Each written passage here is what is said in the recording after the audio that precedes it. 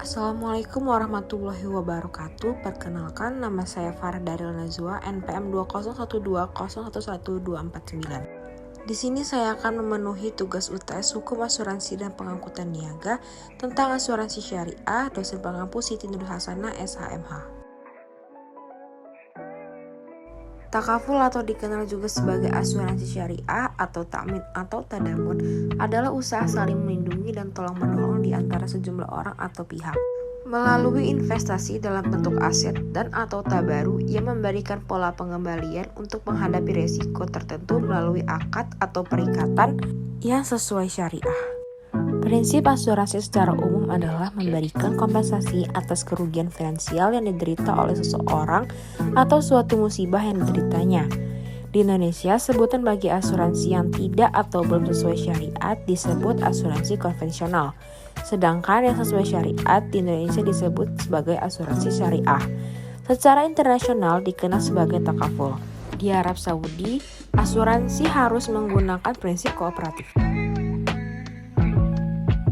Perbedaan paling utama antara asuransi syariah dan asuransi konvensional atau non-syariah adalah dari konsep pengelolaannya.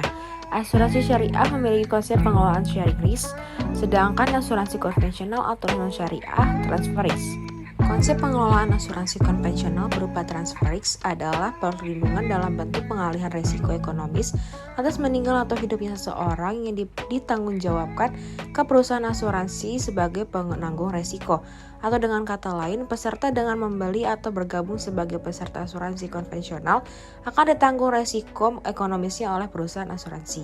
Sedangkan sharing risk yang merupakan pengelolaan asuransi syariah adalah konsep yang dimana para peserta memiliki tujuan yang sama, yakni tolong-menolong, yakni melalui investasi aset atau tabaru yang memberikan pola pengembalian untuk menghadapi risiko tertentu menggunakan akad yang sesuai dengan syariah yang diwakilkan pengelolaannya ke perusahaan asuransi syariah atau imbalan ujrah.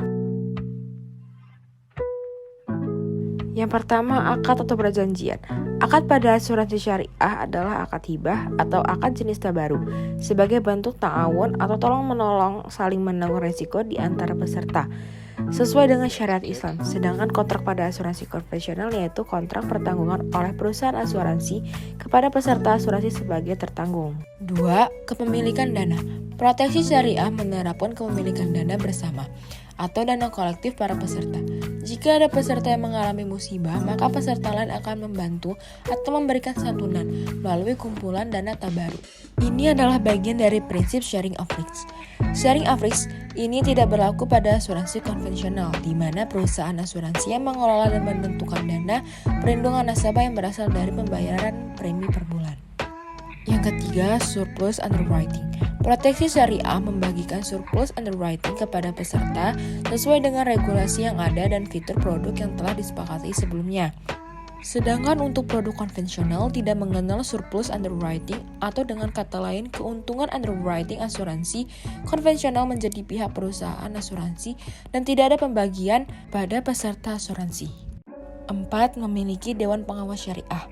Berbeda dengan konvensional, untuk memastikan prinsip syariah, maka perusahaan asuransi syariah wajib memiliki Dewan Pengawas Syariah yang melakukan fungsi pengawasan terhadap pemenuhan prinsip syariah pada kegiatan usaha lembaga keuangan syariah, termasuk asuransi syariah. Yang kelima, tidak melakukan transaksi yang dilarang dalam keuangan syariah.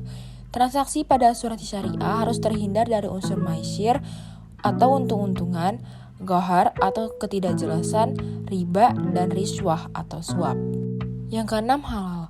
Investasi berbentuk tabaru dilakukan sesuai syariat Islam, sehingga portofolio investasi hanya akan melibatkan instrumen yang halal saja. Keunggulan memilih asuransi syariah. Dengan memilih produk asuransi syariah, peserta mendapatkan 2 manfaat sekaligus. Yang pertama, proteksi untuk diri sendiri atau pribadi, dan yang kedua, berbuat baik dengan menyisihkan sebagian dana untuk menolong orang lain. Cukup sekian dari saya. Atas perhatiannya saya ucapkan terima kasih.